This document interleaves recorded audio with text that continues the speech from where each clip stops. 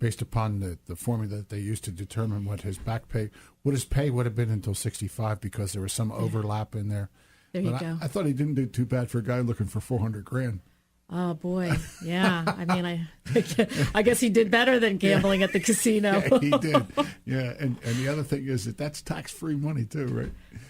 Well, I'm not sure. I should say this, that most employment cases are not tax-free money. Oh, okay. They're not. They are taxable because the way that the IRS views it is that it would have been income. Yeah, that's representative of back pay, wages, or income. Yeah, it's much different than a personal injury award. Yeah, PI or freebies. Or yes, you got it. Well, I want to talk about it when we come back, but part of the process is how long it takes and what your concern is for your employees that would be out of work and looking for jobs and not being able to feed their families. Yes. Because it's a tremendous amount of time. We're talking with Michelle Douglas and Kimberly Schurig, and we're talking about employment law and civil rights law, and we'll be back in just a couple minutes.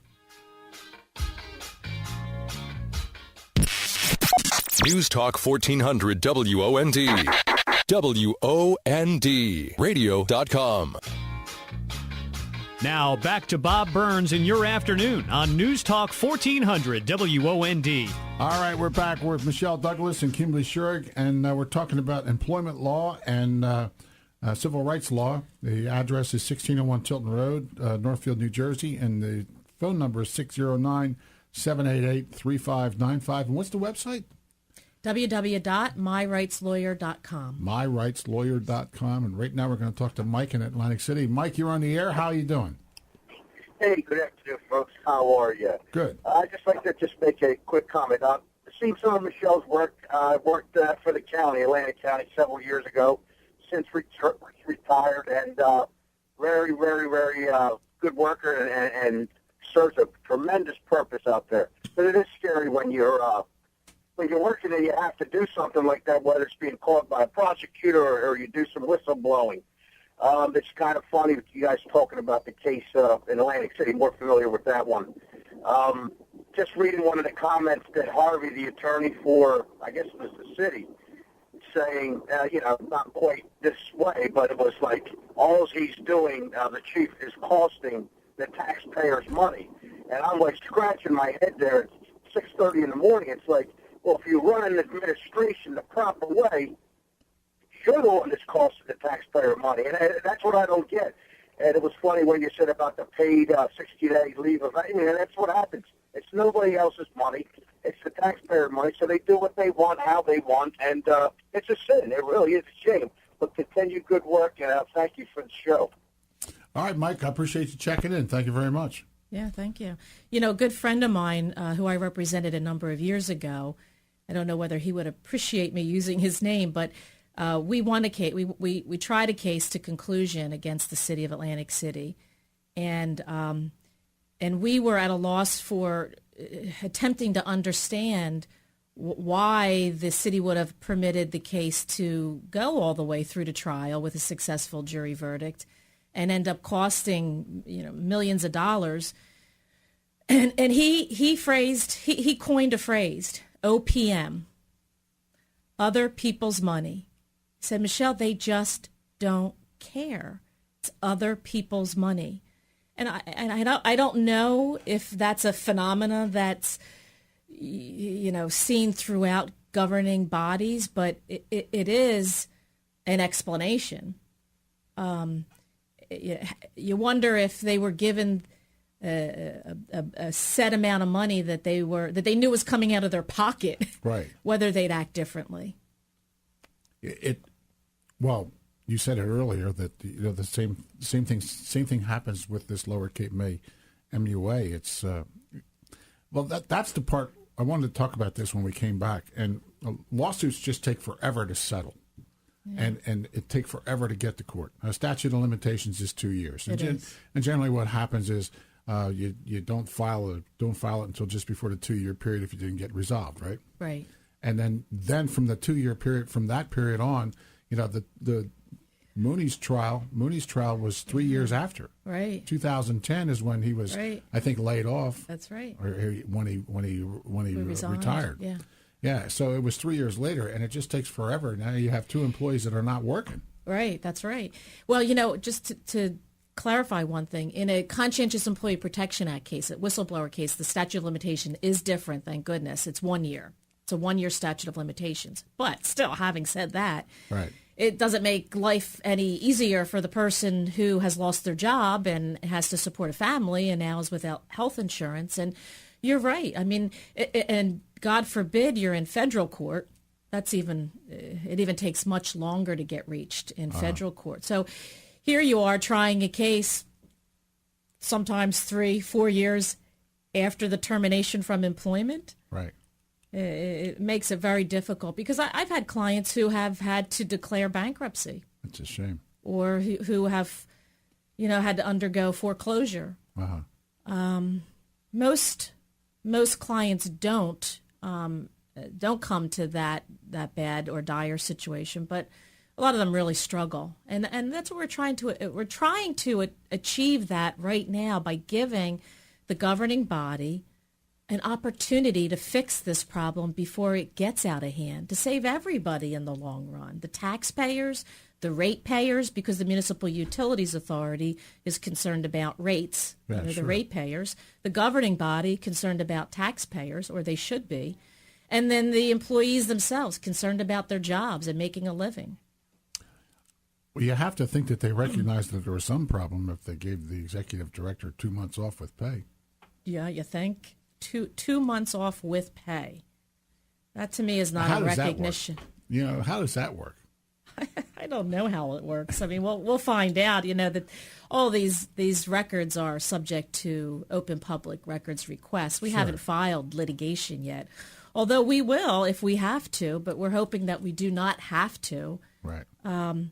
So how that works, the answer is I don't know I don't know the answer to that question yet. But 60 days paid. It's a 60 days paid vacation in my mind. Yeah. That's not bad. Yeah. It's not bad. For hitting somebody. Yeah. Jeez.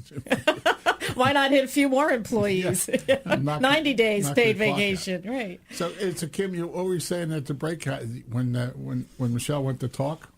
Oh, yeah, I wanted to bring up a point. They wouldn't let Michelle talk. They weren't going to let anyone discuss anything. Right. And then finally, somebody in the crowd, I'm not exactly sure who it was, Right. he yelled, "Remember that next time when we have to vote people." And then he was like, "Oh, okay. Oh, now you can talk. Now we can talk." Now you're allowed to talk. Well, Got his attention then. that's the way you get guys like that to pay attention. I guess so. Yeah, somebody has to do that. Let's talk a little bit about the civil rights law that you practice too. I'm a little interested in that too. I want to, Sure. I understand you have the whistleblower employment opportunities. Well, first of all, the employees that work for the MUA, they are actually employees at will, right? Yes and no. Okay. Some of them are employees at will. What is an employee at will? Yes. An employee at will is somebody who's employed that has no contract and no statutory rights. Okay. And they can be terminated or not promoted. The bottom line is that they are employed at the will of their employer. So, for instance, when it comes to termination, the employer can fire them for good cause, for no cause, or for bad cause, so long as it doesn't violate the law. Okay. Compare that, and most people in the private sector are employees at will. Okay. Compare that with public employees and union employees. Union employees are protected by way of a union contract, so that if their job is threatened, there has to be a good cause. There has to be a good cause reasoning behind it. And those employees are entitled to notice, that is, what am I being charged with, and an opportunity to defend themselves. Same thing with a public employee. Your teachers, your police officers, your firefighters, they are protected by various statutes, Title 11 if they're civil service, or Title 40A if they're non-civil service employees, and they are also entitled to notice, due process rights, notice and opportunity to be heard on those charges before any adverse employment action can be taken against them. I forgot about this, and this really intrigued me. That the board president was not able to get into the facility anymore. He was locked out. Oh my goodness, yeah. That's not the board president. The board president, as I understand it, along with the executive director, Commissioner. are the subject of the investigation. Okay. The commissioner, who's been there for many, many years, Pete Bidding, Right. he and Mr. Fasoli, the two board members who sort of side with the employees, have been denied access. So they were shut out. Huh? Wow. Yes. I mean, under the auspices of security, I suppose, but they're the only ones who weren't provided with a key to the front door. Okay. So it says that you can't talk to employees anymore either, right? They were given that directive, right? Wow. Yeah. That was from the executive director. Correct. It's his little kingdom. So, You think? He's so running 60 it like a fiefdom. 60 days he's away. These guys can't talk to the employees, right? Right. That's pretty good. Right. I think I would have to have thoughts about that myself. I would have Well, thoughts about that's that. what we were hoping to get the attention of the governing body, the lower township council members. I think you have their attention now. I hope so. You may have a different greeting when you go down there this time. Yeah, well, I hope some good comes. I mean, seriously, Don't drink I hope the coffee, though. good. No, don't drink their coffee. Don't drink the coffee. No. We'll ask Scott to bring that. Unless Some food. open your own bottle. Okay, That's we'll my do that. advice. Thank you for That's that my warning. advice. This has been a lot of fun. We never did get to the the civil rights law, but that's okay. We'll Another talk. time. We'll talk another time. Sure, thanks, But this Bob. has been pretty cool. I know it's a difficult situation, and people have to understand that just because you got fired doesn't mean you have a lawsuit. That's right. Just because you get fired does not mean that you necessarily have a lawsuit. And that always to remember, if you're an employee at will, it means you can be gone at will. That's right. And The employer just cannot violate the law. no. Can't retaliate against you, employee at will, if you've participated with the Gateway County Prosecutor's Office in a criminal investigation. I would say that would be top of my list of people I'd want to cooperate with. I would say so. Yeah, I would think so too. Yeah, I would definitely want to cooperate with him. All right, just let me go over this stuff again. It's 1601 Tilton Road in Northfield, and the phone number is 609-788-3595 and www.myrightslawyers.com. myrightslawyers.com. That's You pretty got it. cool. 26 years in the business, huh? You got it. You think you got it figured out yet? I don't think I've anything figured out except this case for now, Bob. This case you're sure about, huh? I am, yes. Well, this should be, I want to know how this works out. This is going to be interesting. I feel bad for the two employees that lost their position because Yeah. that's, they could be a long time before they ever got their jobs back. I agree. And, so they're Thank you for your suffering. well wishes. Well, we're going to be back in at 3 o'clock hour, and we're going to talk about the